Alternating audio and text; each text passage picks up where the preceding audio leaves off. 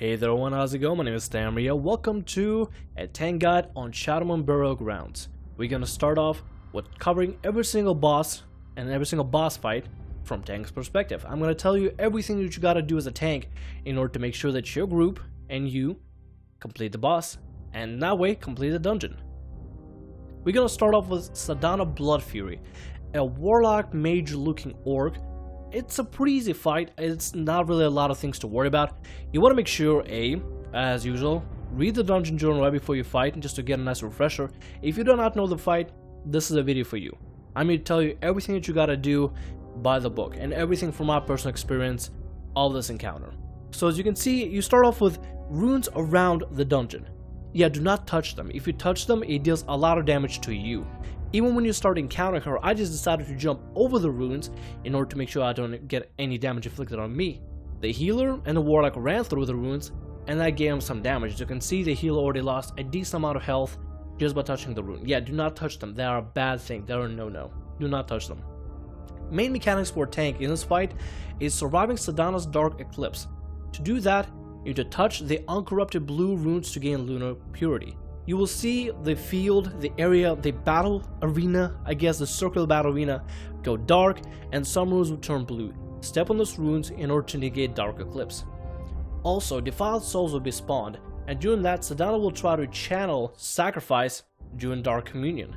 You want to make sure you and the DPS fight off defiled souls. You can stun them, you can slow them, you can do everything possible to CC them except fear them maybe. Maybe you could fear him. We haven't really gotten to try that. We just tried stunning and slowing him down. Make sure the dark soul or defiled soul doesn't touch Sadana. That's your main priority at that point. Sadana will not move. She will not attack. She will just channel towards the defiled soul. Alright, some of the mechanics which you want to look out for and be ready for is Death Strike, which will do a decent amount of damage to the tank. So you want to make sure you have your physical cooldowns ready for this kind of attack. If you want to use magical cooldowns, so instead of shadow damage, you can do that. I personally sometimes will pop Guardian whenever I notice I'll be dealt with a lot of damage. This fight overall is pretty easy. The other thing you want to look out for is Daggerfall. As you can see in the video, there are a bunch of dagger looking things that just pulsate dark energies. Those are the things she drops from time to time, and you want to make sure if it's dropping close to you to get away from it. There are going to be a lot of moments and a lot of times you will not be able to get away from it ever at all, but there's no other way around it. You really gotta get to the fight, really. I mean, let's say especially if the defiled soul is flying through next to Daggerfalls, all of them Daggerfalls that are just right in between, closing it together. You want to try to just kind of maybe pop a magical cooldown, run in there, and take down defiled soul. Daggerfall cannot really be controlled. It doesn't know, you can't really know where it drops. You'll see a dark marker on the battlefield, on the floor, pop up whenever a Daggerfall will be flying. You want to make sure to get out of it and stay away from it as best as possible. You will probably be damaged by it a couple of times. Just stay away from it as best as possible. Otherwise, the encounter is pretty easy. It's pretty fun. I had a good time. It was pretty entertaining, and you get some easy loot from it. Congratulations on beating Sadana. Now, next encounter is Nalish. Nalish is this weird, dark, angelic looking being, and he has a lot of very interesting mechanics. One important mechanic is, from time to time, he will take the damage dealers, healers, and you, the tank, and he will try to split your soul. Defeat your split soul while afflicted by soul shred in order to return to the realm of the living. Again, return soul, which actually gives you the increase in damage and healing by 40% for 20 seconds, which is extremely good for DPS, extremely good for the tank, and if you play Paladin like me, where you are healing yourself a lot, extremely good for you. I really like and enjoy healing myself as a Paladin, and it's one of the advantages I feel I have as a prop Paladin. This fight is very hectic, it's very confusing a lot of times. I didn't really know at first what to do, but as soon as the soul gets defeated, you want to come in and click on the point where the soul is at, where the soul is being drained to, in order to come back. A lot of times you'll find yourself taking more than just Nalish. You'll be taking ads around there. Make sure to compensate all of your cooldowns, defensive and offensive, in order to survive every single encounter. That's what I did. Make sure to keep your Guardian up and use it only in dire emergencies. If you need to pop it, just go ahead and pop it. Don't hesitate, don't overthink it. From time to time, Now Leech will use abilities such as Void Vortex, Void Blast, and Void Devastation. Void Vortex will suck everybody into him and deal a lot of damage to people that's close to him. You want to get away from him as best as possible. If you're a paladin and you want to pop Hand of Freedom, I don't think it worked too well. I just use the speed up ability of your warrior, just leap away, do something to get away from him. You don't want to be anywhere near him when he does Void Vortex. For Void Blast and Void Devastation, simply face him away from the party members, from the rest of the party members. This fight is very easy, very fun, was hectic at first, but overall I like it. There's a huge ad management that you gotta worry about. That's probably the only problem, is just making sure that you got the boss, and you got all the ads on you, and managing them properly, and making sure your healer can actually keep up with you, and actually heal you. That is the most important part of the fight. Otherwise than that, it's a really fun fight, really cool fight, really cool looking boss, really cool looking mechanics, really enjoyed it, would do again.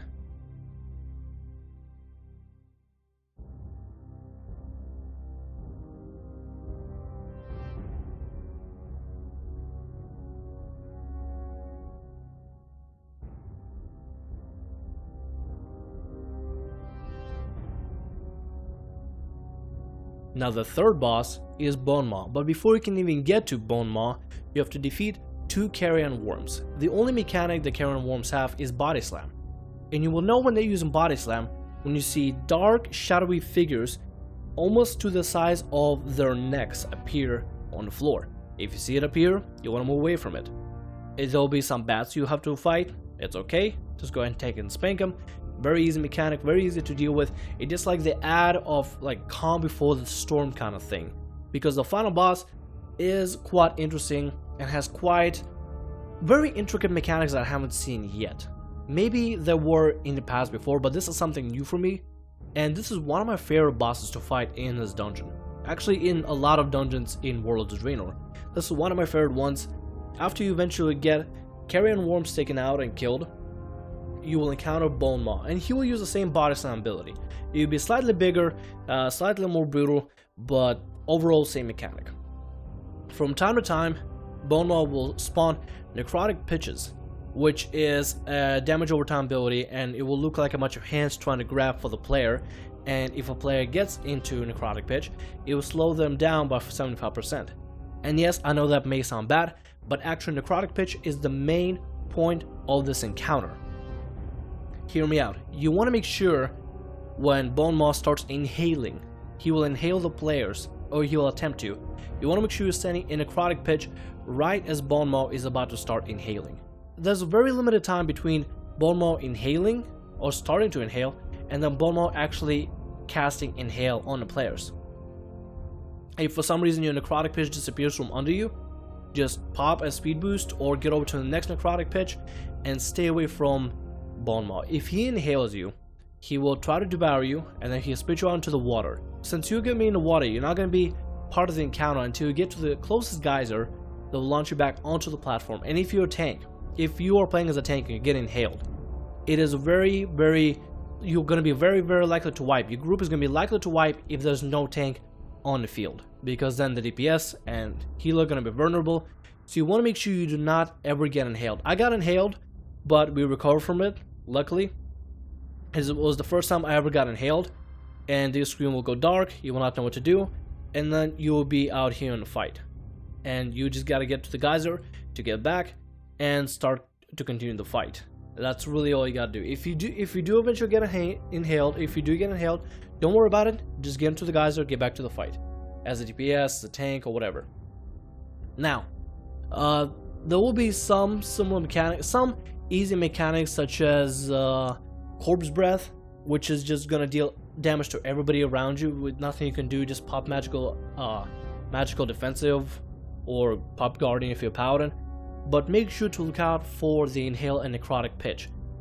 There's very little time between the actual inhale and necrotic pitch and the actual cast of inhale. You will see a warning message, and then after that maybe you have a second and a half to get to a necrotic pitch. So as soon as Bone Maw finishes doing Corpse Breath, he'll most likely inhale, so you want to make sure to run immediately to a necrotic pitch away from him. You can still tank him if you wanna, but you want to make sure to run to a necrotic pitch and stay put. And like I said, if out of nowhere Bone Maw starts inhaling and a necrotic pitch gets from under you, just get a speed boost and keep running away from him. Even if you can't get to the closest necrotic pitch, just keep running. Likelihood of you being inhaled is very little as long as you keep running away from him, and as long as you keep using speed up abilities to get away from him. If you're somebody like a warrior or a paladin, just use the speed up abilities and get away. If you're a druid, use dash. If you're a death knight, Godspeed.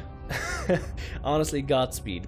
This fight is pretty easy, pretty interesting, and from time to time Bone Maw will go in the water and spawn and pop out of nowhere, and you just repeat the mechanic.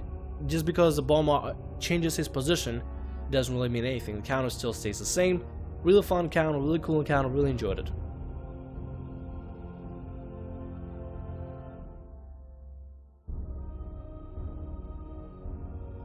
Now, the final fight of the dungeon is the Ner'zhul fight. It will start with a cinematic where Ner'zhul will say a bunch of lines, will say a bunch of RP lines, and he will take you to this very awesome looking arena, a circular arena where you'll start the encounter with Ner'zhul. This fight is actually one of my favorite ones in this entire dungeon. One of the reasons is because it reminds me of a Cataclysm fight from the Hour of Twilight dungeons. It's from the World's End when you fight Sylvanas. If you remember the mechanic where Sylvanas would summon ghouls that would be interconnected, and anything that touched past and walked past will be engulfed in shadow and ladder damage that you can't really jump over, where you have to kill one of the ghouls in order to create an opening for your party to leave through and let the ghouls kind of collapse under Sylvanas while she's in the air. Same mechanic here, except the ghouls are now skeletons, and instead of colliding together into one circle from all different sides, they just go across. So as soon as you start the fight, the only thing you gotta look out for is face Ner'zhul away whenever he casts Malevolence, which is like a dark cone ability that will cast from time to time. Make sure your party is not affected by it, and you're good. Now, from time to time, he'll cast Omen of Death, which is this dark, pulsating ability that will deal damage to any players around it. You want to make sure to take him away from the rest of the party members. As soon as the Ritual Bone starts, you will see skeletons spawn. You want to make sure you never get past the line of the skeletons. If you're having latency issues, this fight might be kind of troublesome for you, but together as a party, decide which skeleton you want to kill. I just went on any skeleton on the side. You can choose any skeleton in the middle, and if you have enough DPS, you can maybe clear 2 skeletons, because Ner'zhul has this dirty little habit of casting Malevolence cone ability whenever you're fighting one of the skeletons. So when your entire group is focusing on one of the skeletons, he will cast Malevolence and try to attack all of you. Or when you make an opening, he'll cast Malevolence into the opening. And yes, it can be painful, but just avoid it as best you can. Stay mobile, stay alert, and that's honestly the entirety of the fight. I really enjoy this fight out of all the fights, simply because of that Sylvanas reference and that Hour of Twilight Cataclysm dungeon reference. I love this mechanic. I loved it back in Cataclysm, and I still love it now. I'm glad Blizzard brought this mechanic sort of back in its alternative way. Really cool mechanic. Love this encounter, love this boss fight, love this entire dungeon. Now remember, everything that I told you was from my experience, and obviously your experience is going to change when you get into the dungeon. So make sure to stay alert, check up on your dungeon journal, make sure to read everything ahead of time before you fight the boss to look out for specific things. Dungeon journal doesn't always explain every single thing you gotta look out for, such as Malevolence. This fight was recorded on 5-man normal in dungeons, and it's pretty much the same thing on heroic, except with a lot more damage. So if you're playing on heroic, make sure to compensate for a lot of damage that's going to be outputted. Other than that, I hope you enjoyed the video. I hope this helps you out. I hope this gives you some kind of insight on what to do. My name is Thamriyell. Like, subscribe, and as always, have a great day. See ya!